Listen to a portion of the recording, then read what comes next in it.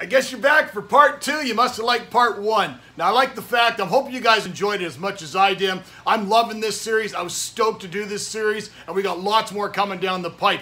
It's something that's so vastly different than most of the stuff that you're going to find on this medium, and it's the fact that we're able to go really, really deep into the subject and actually do it from somebody that is fully creditable, that has dealt with this on a massive scale. As mentioned, her background, her veterinary practice is pretty much all based on aquaculture. So she's been dealing with nothing but fish medicine for the bulk of her life. So I think this is awesome. Hope you guys too. Let's get into part 2.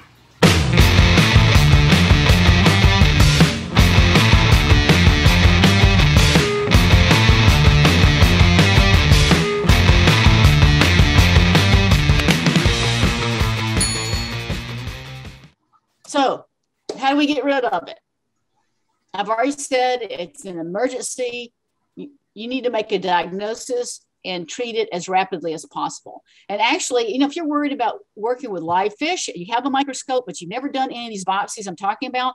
If you have a dead fish, a fresh dead fish, take that fish. You need to work quickly because it doesn't really want to stay on a dead fish. It'll stay until the cells of that fish are dying, and then it's going to leave. And of course, as soon as that fish dies, there's cellular breakdown, but it may stay there for a few hours depending on the water temperature. So you can pull those out, do fin, skin, and gill biopsies, if you're nervous about doing it on a live fish. Better that you get a cheap microscope and look yourself, because that's going to be the most rapid thing if you don't have a good fish vet living next to you.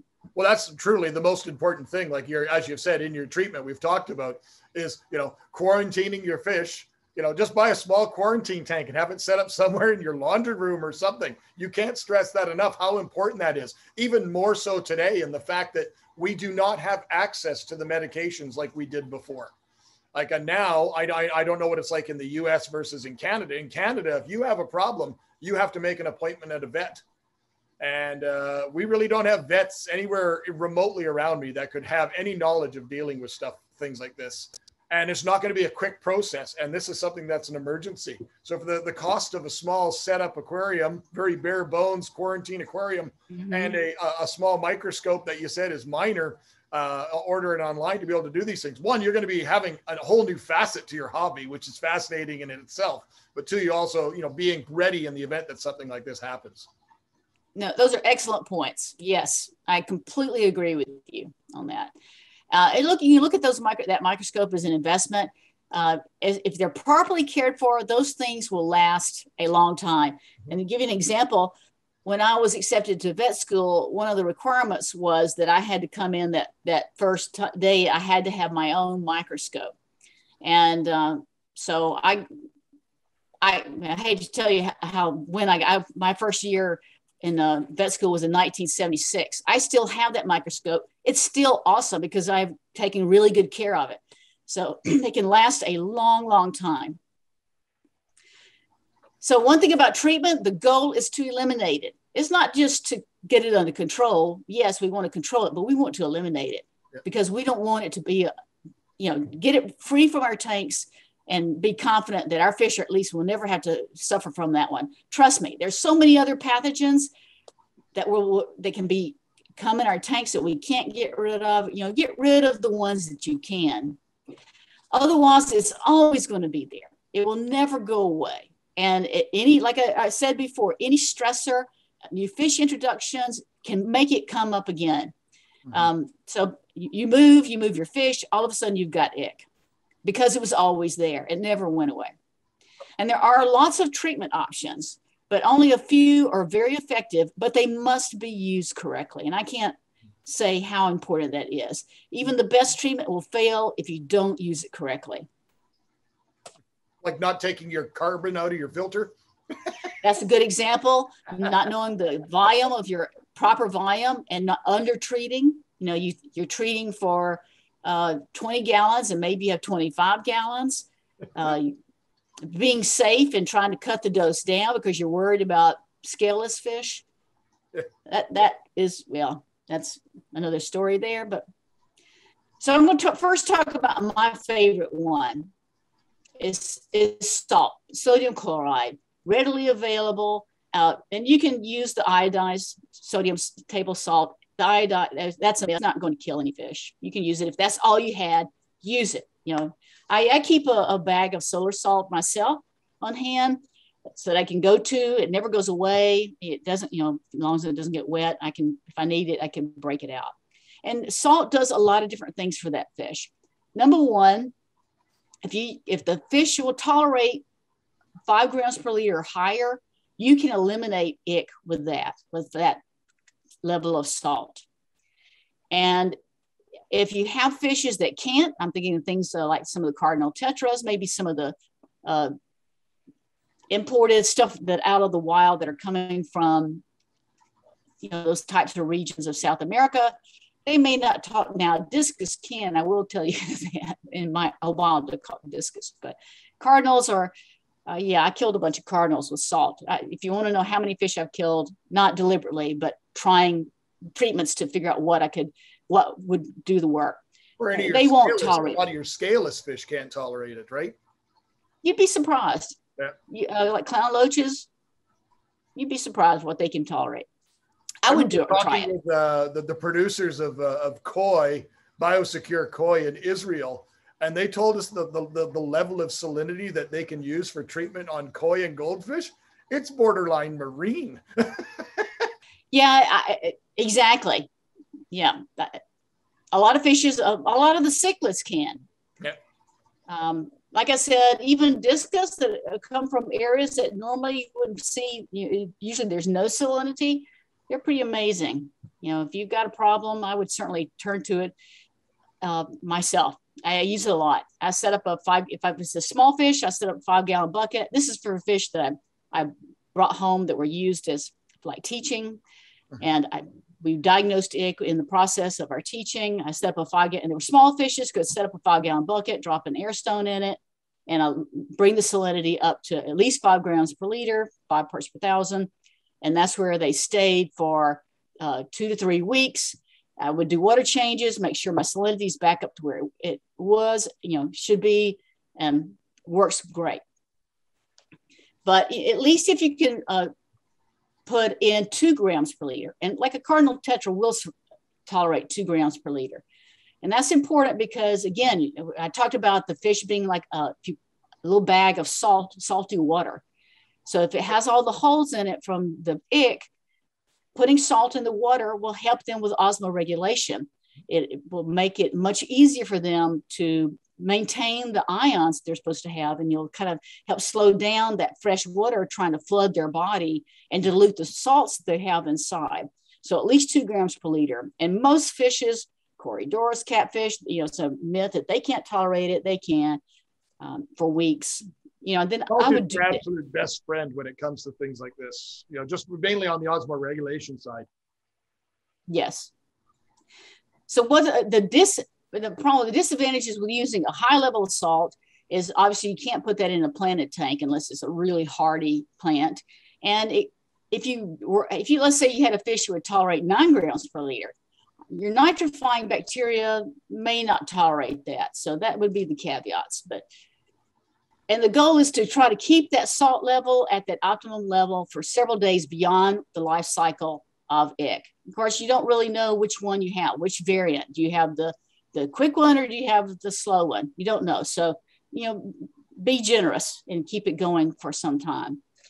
And there's ways that you can measure. Of course, those little boxes that you were talking about for marine tanks, they don't work that well for these levels of salinity in freshwater.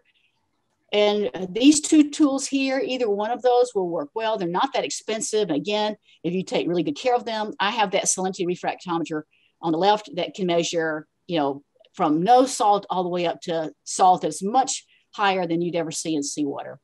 And that will last as long as you rinse it with distilled water when you're done, and only use a lens paper to clean that optical glass. That's an awesome tool. It'll last you all your life. And I say this because you want to know how much salt you have in there. If you have to do water change, you want to make sure you get the salt back to where it needs to be. Another treatment option is formalin. But first, let's put salt in, the highest level that will be tolerated by that fish species. So again, let's say I've got a tank filled with cardinal tetras, and I know they can't. So I'm going to put in 2 grams per liter of sodium chloride. And then I'm going to treat with formalin. It goes by a lot of names. It's 37% formaldehyde and gas, which is 100% formalin at the rate of 25 milligrams per liter, which is 1 milliliter of this formalin per 10 gallons of water. And usually I'll do a 50% water change before each treatment. How often do we treat? Well, that frequency is dictated by the water temperature. And remember, you always want to extend treatment several days beyond the life cycle. It's temperature dependent. And again, there's no way for us to tell what variant of ick we have. Of course, formalin is very toxic to plants. Honestly, plants and ick, you have to make a decision. Which one do you want to have? But listen, I want to look at this table at the bottom. This comes from the Southern Regional Aquaculture Center. Has a number of fact sheets that are really excellent. Of course, they're devoted to food fish aquaculture, but the science is the same. It doesn't matter whether it's a food fish or if it's an aquarium fish. It's the same way. If you look at the water temperature of the column on the left, if we have a water temperature of 75 degrees or higher, then you treat every day. And I know that sounds crazy, but you treat every day. So that means that, if we think that we may have, well, I just assume I've got the slowest life cycle of them all and treat accordingly. That means that I'm going to treat for 2 weeks, and then I'm going to do my biopsies and look to see if I have it. And if I do, then I continue treating. If our water temperature is a little bit cooler, you can see the treatment interval, treat every day. If you're between 65 and 74, or you skip as the water temperature goes slower. Why? Because you're trying to time the treatments to when you have those theronts swimming out of the tomont and kill them. The problem when we're at 75 or higher Fahrenheit, there's going to be theronts swimming out pretty much all the time. So if you skip a day, it may allow some to get started. And probably some are, because formalin isn't going to last forever in that, even that aquarium. It's actually broken down fairly rapidly by bacteria in the water column. So yes, so keep that in mind. What about if you had it in a large pond? Well, formalin is very expensive. Salt is also very expensive to use in a large pond. So copper sulfate is what we tend to turn to for that. But using copper sulfate in freshwater can be very dangerous. It's much more toxic, or has the potential to be more toxic in freshwater than it does when you're using it in a seawater, a marine system. And so in freshwater, the proper way to do this and not kill fish is to measure your total alkalinity and divide the number you get, which we're measuring in milligrams per liter, by the way. You divide it by 100, and that tells you how much the concentration of copper that you need. For example, let's say we have a pond that has an alkalinity of 200 milligrams per liter. Divide that by 100, then we need 2 milligrams per liter of copper in that. And if you have an alkalinity that's lower than 50 milligrams per liter, never use it, because it is going to be really toxic.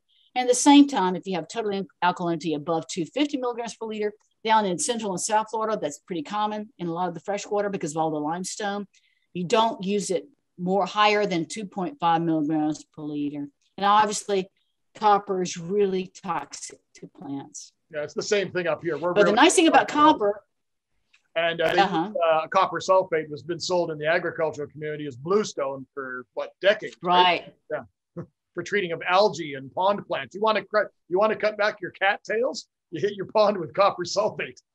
Yeah. Well, copper is one of those chemicals that can be toxic to everything. It's all dependent on the dose. Yeah. So, but it has its uses. There's other treatments. Increasing water temperature, which I see a lot in websites online. I don't like to do that. And here's why.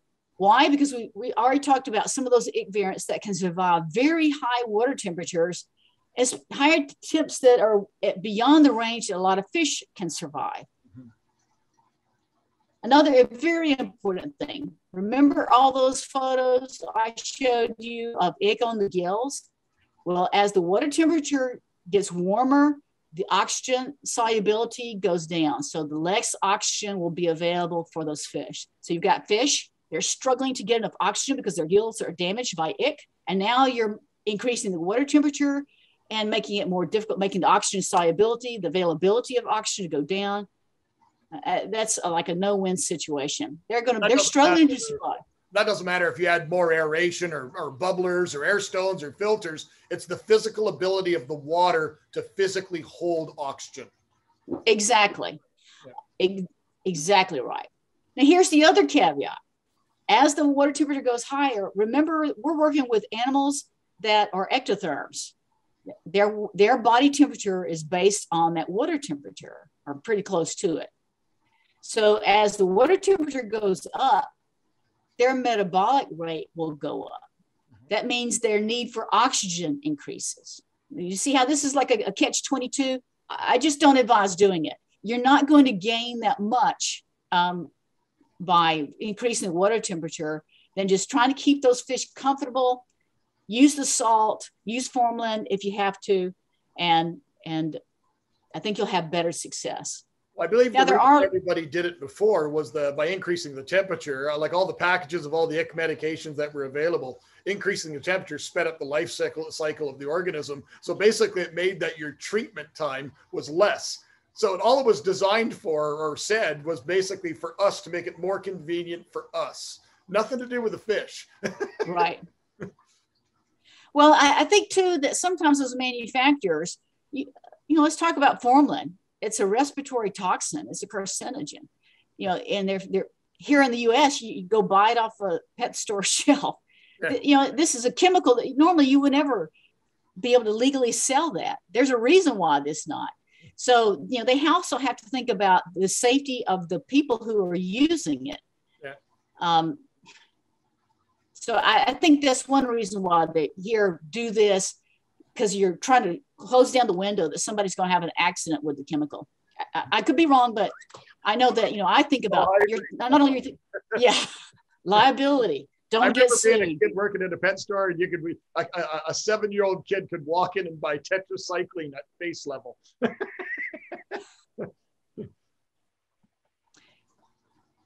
So there are other treatments out there. How effective are they? I don't know. I think the jury's still out on that. I'd like to see a solid research pub on it before I would use it. The ones I've just talked about with salt and formalin, there's years and years of research data accumulated on those. So, and with copper. And so I'm confident in using those chemicals because I know what the limitations are and I know how I can safely use those. Yeah. Both safely for the fish and safely for me. Anything else that's out there, you're having to completely rely on the manufacturer, and nothing against the manufacturer, but I want to use something I know that is effective. If you treat potassium permanganate, you wouldn't be able to see anything. Right. It'd be purple. Well, potassium permanganate and hydrogen peroxide certainly have their uses. I have used lots of them, used correctly for the right pathogens. They're awesome, but they're oxidizers. It's the same thing as using bleach. I mean, I could have put, bleach right there on that same line, and we talk about damaging the skin of the fish. Well, with ick, we already have a lot of damaged skin. Why do we want to damage it more by using these oxidizers? Because they will damage the skin. Now, one last method I want to mention is the mechanical method. And this is where fishes are removed from the tank and put into a clean tank. So this would be obviously a disinfected spot clean tank. And when the water went into it, you've got the same water temperature and the same pH. What does the physically removing the fish do? Well, you just left behind tomots and maybe some of the therons. Of course, you move some of them with you. But the problem is you have to move them every day. That means you have to have quite a few tanks set up. And it's, but it will work. This method will work, but I've never used it myself. One, you're having to catch fish that are already really stressed. And it doesn't seem to be that practical, but it certainly is possible. Another important thing, you're doing that 50% water change with formalin. Why is that important? Well, one, you're trying to siphon 50% of the water out. You are siphoning some of the therons out. If you can the tomots are visible. If you can see them, you want to get those off. and then, fill up and retreat. So you've got a new level of chemical because you've got degraded chemical left over. But disinfect your arms, your hands, any of the equipment. You can easily move that parasite to another tank. Even aerosolization, where if you've got active bubbling at the surface, a little water droplet pops out, and that can have Therons in it. And that's known. So you want to be cautious. Just a word about. What about the? I'm sorry. I remember back in the day, I used to have, I think it was a Vortex diatom filter. And it was a pleated bag filter, and you put diatomaceous earth in it, and it would filter with the diatomaceous earth. It was said that it would filter below a micron, which could theoretically remove all those things from the water. Yes. Not obviously the adults, but everything else could be removed from the water and retained within the filter. That's, at that size, it certainly could happen. Of course, if there's any break anywhere in that filter, then, you're still going to have breakthrough. But yeah, that is a good point. UV, like some people think UV is limited unless you've got a really strong UV. It can kill the small, like the Theron stage, but it's not going to kill the larger stages. There's been some research that's looked at water flow, a rapid water flow. I did a lot of work with a facility that had 4 tiers of tanks that were in the top. Water went into the top tank, gravity fed into the second tank, gravity fed down to the third tank, and then gravity fed down to the bottom tank. And when I first started doing work with them, I was worried about if we had ick in an upper level tank, it just makes sense. You would think that the water flowing down in that next tank, those fish would get ick also. But actually it was pretty uncommon. But I think after I read some of the studies that were looking at water flow, there was a lot of current in the tank. And I think that they affected the ability of the Therons to find a host. Remember, those Therons have to find a host. Right. In a limited window of time. Exactly. So what if you do have planted tanks? Well, and I know I've had planted tanks. It's one thing to say catch all the fish and really catch all the fish, but that's what needs to happen. You need to catch all the fish, put them in a separate tank, treat them there, and then leave that planted tank fish free for a month. We're talking tropical fish temperatures here. And any of the parasites left in the tank will die. Now, if it was a cool water tank, you'd have to wait, maybe 2 months or longer. So that's the only option that I can think of. Either you choose to save the fish or you choose to save the plants. The main thing is don't get ick in the first place. Right. So we've got kind of already talked about this. Why did treatment fail? Most likely the period of treatment was too short. You had a variant of ick that maybe took 10 days and you treated for 5 days. It just wasn't long enough. So there was still some left over. Inaccurate dose. Maybe you didn't calculate it or measure it out correctly, or you were basing it on a wrong tank volume. So those are really key things to think about. And if you're not sure about how to calculate tank volumes, there's a lot of really good aquaculture publications that talk about how to do that. Look for, I think the University of Arkansas Pine Bluff Law has this aquaculture manual and has all kinds of formulae for calculating volumes of tanks of different sizes and calculating volumes of ponds. Another thing to consider is that maybe there were other parasites present besides ick. Maybe you did kill ick, but now these other parasites are becoming a problem. So those are things to consider and why we can't go just by what our eyeballs see. How do you get it? Don't put new fish into existing tanks or ponds with resident fish. Why? If you're like me, I've got fish that I've had for years and kind of a self-sustaining population. I don't want to lose those if I can help it. How do we do this? I'm not just going to get, I got this really cool fish, plop it in, see what it does. No, I'm not going to do that. I quarantine all fishes for at least 30 days. And if any of those fishes exhibit clinical signs of disease, if they get dark in coloration, they quit eating, they start rapidly moving their gills, they're flashing, they're clamp fins, then I'm going to get my microscope out and I'm going to do those external tissue biopsies and take a look and see what I have. And once I diagnose it, then I'm going to treat it accordingly. Let's say you do that, you treat it. Then you start quarantine over again. You reset the clock on quarantine. You make sure those fish are as disease-free as possible for at least 30 days before you move them into like your planted tank or your reef tank or wherever they're going to go. Of course, I should have said reef tank, and then I'm thinking of cryptocaryon, but that's another subject. Yeah. During the quarantine period, you want to make sure those new fishes you handle those, you feed them, treat them, do any water changes after you've worked with all of your other tanks. You want to avoid moving whatever those fish may have to your resident fishes. So do them last. Everybody always wants to go and work with the new fish first. I know that's just nature. And I'll go look, but I'm not going to put my hand in or do anything else. I work with all my other tanks next. And I already mentioned this. Separate equipment. Yeah. Hose and stuff like that. I know like my local wholesaler, he has individual nets for every single one of his like 300 tanks. And that's the net that's used for catching fish in that tank. And he does that to stop the spread of cross-contamination. And remember your hands and arms. Yep. You put your hand and arm in, it's wet. Yep. You could have it on you and then you could transfer it. So, you just got to keep in mind everything about this, what this parasite can do. I already mentioned about aerosolization, that the therons are small enough to be carried on the water droplets. So you might want to be careful with that. You can use it like a shower curtain or something, maybe if you've got a lot of aeration going and the water's really bubbling and you've got your resident fish tanks are near it, put some kind of barrier in between. And there's some really good fact sheets. The SRAC, Southern Regional Aquaculture Center fact sheet, is really awesome. That's this link here. It has the table with treatment frequency based on water temperature. And there's a really nice publication on it with the University of Florida. So if you're looking for more information, those two are really good places to start. Well, I think you guys are all fully armed now. You know everything about ick.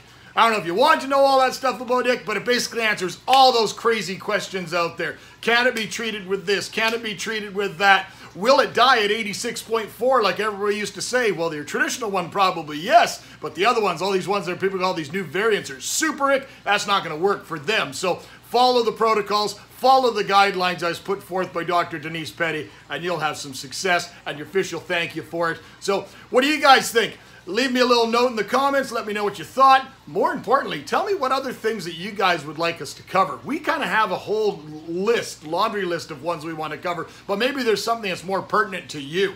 Let me know in the comments. And as always, my friends, thank you kindly for watching. We'll see you next time. Take care.